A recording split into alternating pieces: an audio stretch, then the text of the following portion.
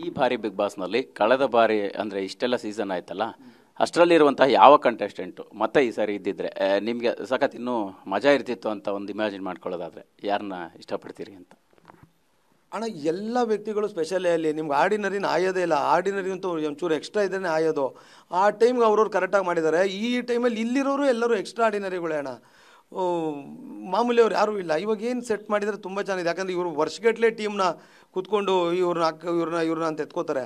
ಕರೆಕ್ಟಾಗಿದೆ ಅಣ್ಣ, ಟೀಮ್ ಚೆನ್ನಾಗೇ ಇದೆ ಅಣ್ಣ. ಈಗ ಆಡ್ತಿರೋರಲ್ಲೂ ಎಲ್ಲರೂ ಚೆನ್ನಾಗಿದೆ. ಈಗ ಅಶ್ವಿನಿ ಮ್ಯಾಮ್ ಇಲ್ಲ ಅಂದರೆ ಒಂದು ಫ್ಲೇವರ್ ಹೋಗ್ಬಿಡುತ್ತೆ, ಗಿಲ್ಲಿ ಇಲ್ಲ ಅಂದರೆ ಒಂದು ಫ್ಲೇವರ್ ಹೋಗ್ಬಿಡುತ್ತೆ, ಧನು ಇಲ್ಲ ಅಂದರೆ ಒಂದು ಆಚೆ ಟಾಸ್ಕಿನ ಫ್ಲೇವರ್ ಹೋಗ್ಬಿಡುತ್ತೆ.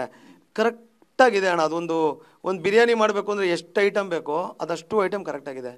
ಕರೆಕ್ಟಾಗಿ ಸೆಟ್ ಮಾಡಿದ್ದಾರೆ. ಫೈನಲಿ 50 ದಿನ ಜರ್ನಿ ಮುಗಿಸಿದಿರಿ. ಇಡೀ ಲೈಫಲ್ಲಿ ಒಂದು ತುಂಬ ಸ್ಪೆಷಲ್ ಜರ್ನಿ. ಏನು ಹೇಳ್ತೀರಿ? ನೀವು ಸಿನಿಮಾ ಮಾಡಿದ್ರಿ, ಅದ್ರ ಮುಖಾಂತರ ಪರಿಚಯ ಆಗುವಂಥದ್ದು ಒಂದು ರೀತಿ ಇತ್ತು, ಬಟ್ ಈಗ ಬಿಗ್ ಬಾಸ್ ಮುಖಾಂತರ ಬೇರೆ ರೀತಿಯಲ್ಲೇ ಪರಿಚಯ ಆಗಿದೆ. ಸೊ ಏನಂತೀರಿ?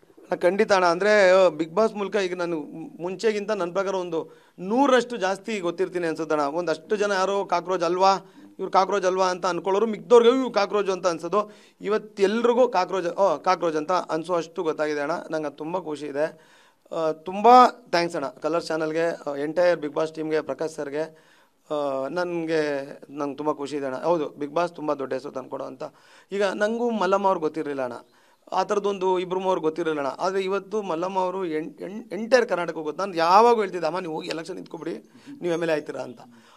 ಹಾಗಾಗಿ ಒಂದಷ್ಟು ಜನಕ್ಕೆ ಬದುಕು ಕಟ್ಕೊಡುತ್ತೆ ಅಣ್ಣ. ನಿಮಗೆ ಗೊತ್ತು, ಎಷ್ಟೋ ಜನದ ಲೈಫ್ಗಳು ತುಂಬ ಚೆನ್ನಾಗಾಗಿ ಇವತ್ತು ಒಂದು 2 ವೀಲರಲ್ಲಿ ಬಂದವರು, ಕ್ಯಾಬಲ್ಲಿ ಬಂದವರು, ತುಂಬ ಕಾಸ್ಟ್ಲಿ ಕಾರ್ಗಳು ತೊಗೊಂಡು ಓಡಾಡ್ತಿದ್ದಾರೆ ಬಿಗ್ ಬಾಸಿಂದ. ಅಂದರೆ ಅಲ್ಲಿ ಆಚೆ ಬಂದ ಮೇಲೂ ಅದರಿಂದ ಅಷ್ಟು ದುಡಿಮೆ ಆಗುತ್ತೆ. ಅಲ್ಲಿದ್ದಾಗಲೂ ಆ ಬಂದವ್ರಿಗೆ ತುಂಬ ಒಳ್ಳೆ ಸಂಭಾವನೆಗಳು ಕೊಡ್ತಾರಣ್ಣ ಅವ್ರು ಇದಕ್ಕೆ ತಕ್ಕಂಗೆ. ಯಾಕಂದರೆ ಕಷ್ಟ ಬಿದ್ದಾವೆ ರಾತ್ರಿ ಬೆಳಗ್ಗೆ ಹುಡುಗರು, ಹೆಣ್ಮಕ್ಳು ಅಂತ ದುಡ್ಡು ಕೊಟ್ಟು ಇಷ್ಟು ದೊಡ್ಡ ಹೆಸರು ಕೊಡೋ ಅಂತ ಒಂದು ತುಂಬ ದೊಡ್ಡ ಪ್ರೋಗ್ರಾಮ್ ಅಣ್ಣ ಬಿಗ್ ಬಾಸ್.